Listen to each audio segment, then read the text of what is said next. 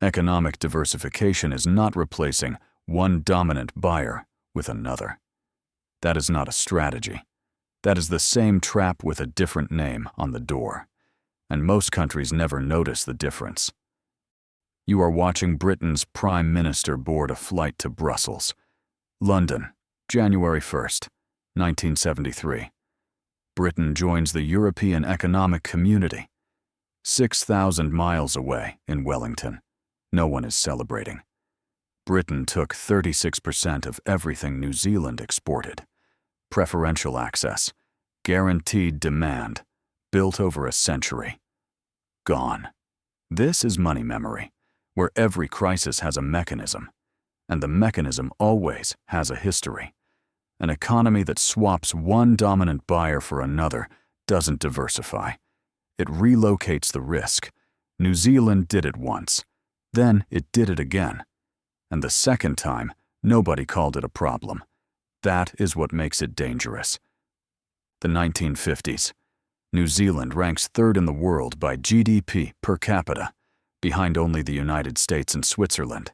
The economy runs on pasture, wool, meat, dairy. New Zealand was Britain's kitchen table. Everything produced ended up there, and everyone got fed. Then Britain found greener pastures. New Zealand negotiated transition arrangements, temporary quotas. Time to adjust. It wasn't enough. January 1st, 1973. All trade agreements with New Zealand terminated. By end of that year, Britain took just 26.8% of New Zealand's exports. Within a decade, under 5%. The government stepped in. Subsidies for farmers. Government debt rising to 65% of GDP by 1984. Then came the 1980s. Deregulation, privatization. The same wave sweeping through Britain and America. In New Zealand, they called it Rogernomics. Subsidies, gone overnight. Agriculture found new markets, first Japan, then the United States. Then, decisively, China. Exports grew. Revenue returned. Living standards stabilized. This is the first mechanism, the raw material floor. When an economy sells what the land produces, it enters the value chain early.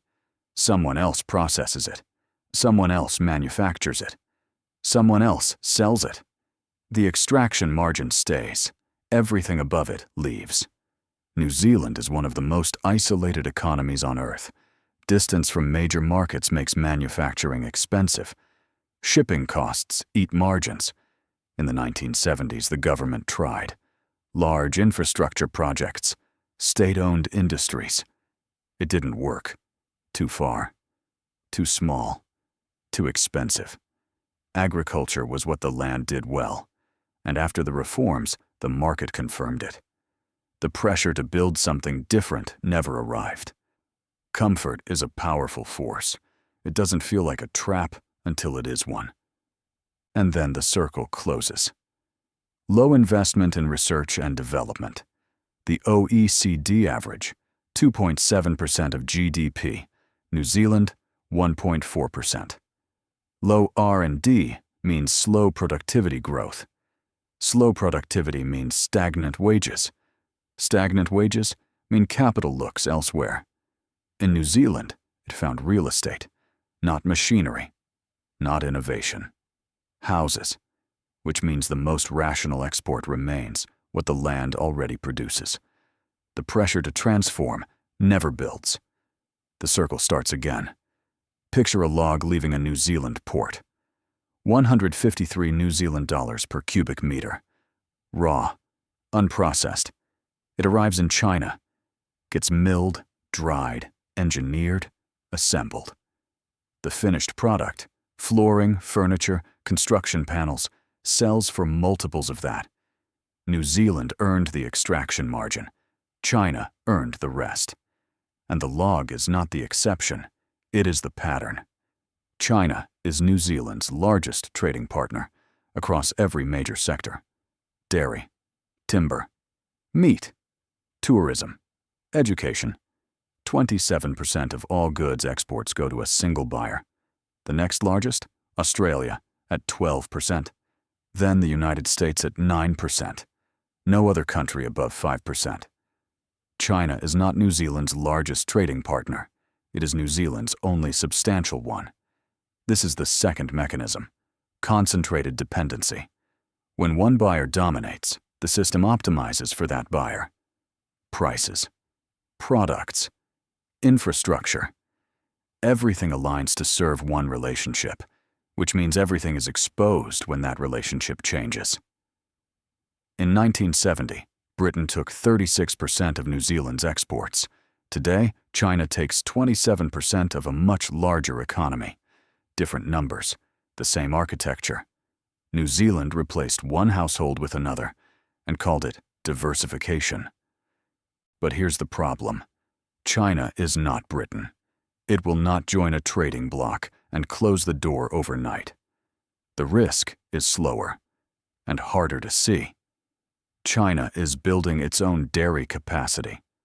Chinese net dairy import volumes fell 15.7% in 2023. Whole milk powder, a core New Zealand export, down 39% in the same year. Not because China left, because China needs less.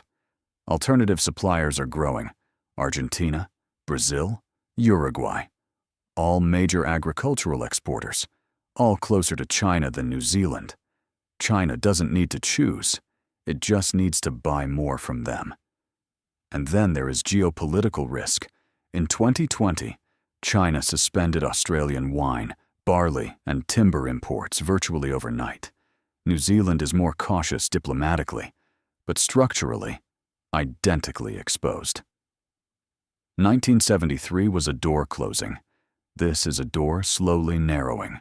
Not less dangerous, but harder to respond to. That's when the question stops being abstract and starts being personal. GDP per capita contracted for 2 consecutive years through 2024. Manufacturing shrank 3.5%. Argentina had cattle and grain. Chile had copper. Both built their economies around one commodity and one dominant buyer. Both called it strength. Both found out it was exposure. When demand shifted, there was nothing underneath. New Zealand's version is more sophisticated and harder to see. Not one commodity. Several. But the structure is identical, and the door is narrowing. Your wages, your options, your region. Not abstract anymore. So what should you take away from this? Finding a new buyer is not the same as transforming an economy. The vulnerability of 1973 was not solved by China. It was relocated. Raw material exports fund stability. They do not build resilience. And single-buyer dependency, whether London or Beijing, is not trade strategy. It is concentrated risk with a flag on top. The theme is constant. The trap is not the buyer. The trap is the structure that makes you need one. Third in the world. 1950s. Britain finds greener pastures. 1973. China becomes the new household. 2000s. The door starts narrowing. 2020s. That is not 4 separate stories. That is one mechanism, running for 70 years. If this gave you a new lens on how countries repeat the same mistake, money memory, so the past stops surprising you.